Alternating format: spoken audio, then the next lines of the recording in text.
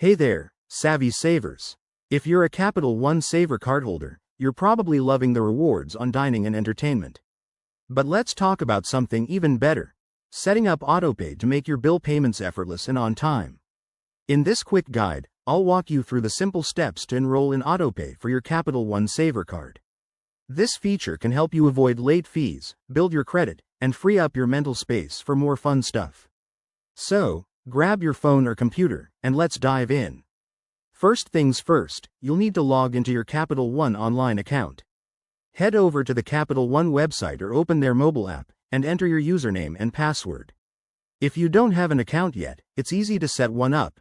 Just follow the prompts. Once you're logged in, navigate to your account's dashboard. Look for the section that lists your credit cards. That's where you'll find your Savor card. Next, select your Savor card to view its details. On the card's overview page, keep an eye out for the Payments or Autopay option. It's usually right there in the menu. Click on that, and you'll see the Autopay enrollment page. Here, you'll have to choose your payment source. This could be a linked bank account or another card. Make sure it's an account with sufficient funds to cover your payments. Now, decide on your payment preferences.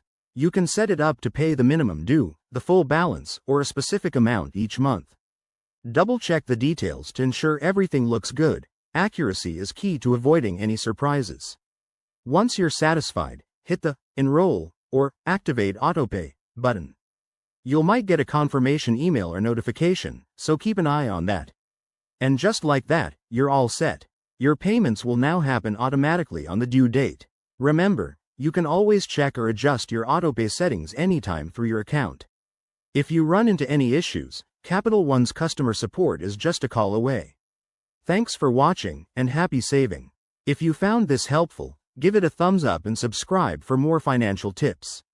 See you next time.